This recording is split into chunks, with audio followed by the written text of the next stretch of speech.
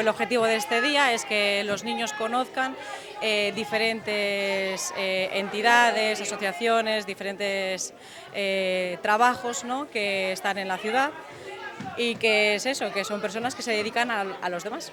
Un dos puntos aos que se desprazaron foi o Chúo, onde coñeceron o traballo de todos os axentes implicados para que a nosa sanidade funcione. Por grupos dividíronse en distintos talleres, un deles de constantes vitais.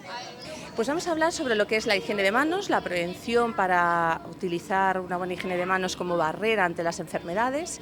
Asimismo vamos a hacer una toma de constantes en este caso que van a ser la frecuencia cardíaca y la saturación. Y los niños van a ver la variabilidad que existe dentro de lo que es la frecuencia cardíaca cuando uno está en reposo y cuando realiza ejercicio.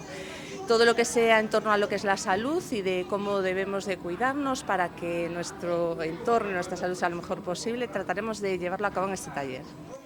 Tamén é importante que lle perdan o medo a todo aquilo que teña que ver cos hospitais e centros de saúde e para que saiban, ademais, reaccionar ás emerxencias. Lembrarlle o teléfono de emerxencias, o que teñen que chamar, as maniobras de reanimación cardiopulmonar, como actuar con un atragantamento, e despois tamén as simples curas e queimaduras que se dan ahora no verán, que é moi importante que sepan actuar, pois eso, que a pesar de todas o que se incide, que como hai que facer as curas e máis, pois sigues vendo a utilización de pasta de dentes nas queimaduras, e bueno, miles de cousas que se siguen facendo mal a pesar de eso. Pero bueno, estos nenos son todos unos expertos e xa saben moitas cousas. Puideron coñecer a cociña, onde se preparan os menús para todas as persoas ingresadas. Bueno, o que máis lles gusta é, o que máis lles impresiona, mellor dito, é o tamaño da cociña. As dimensións que teñen tanto a maquinaria como o espacio que hai en cada unha das zonas, iso é o que máis lles sorprende.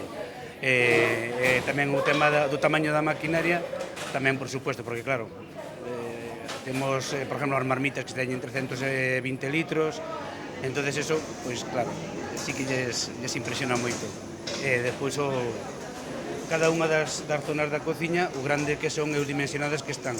Evidentemente hai que explicarlles que para que sea cómodo traballar necesitamos esa cantidad de espacio para os carros de servicio, os manejos dos distintos carros que van a das comidas ás plantas, etcétera, etcétera.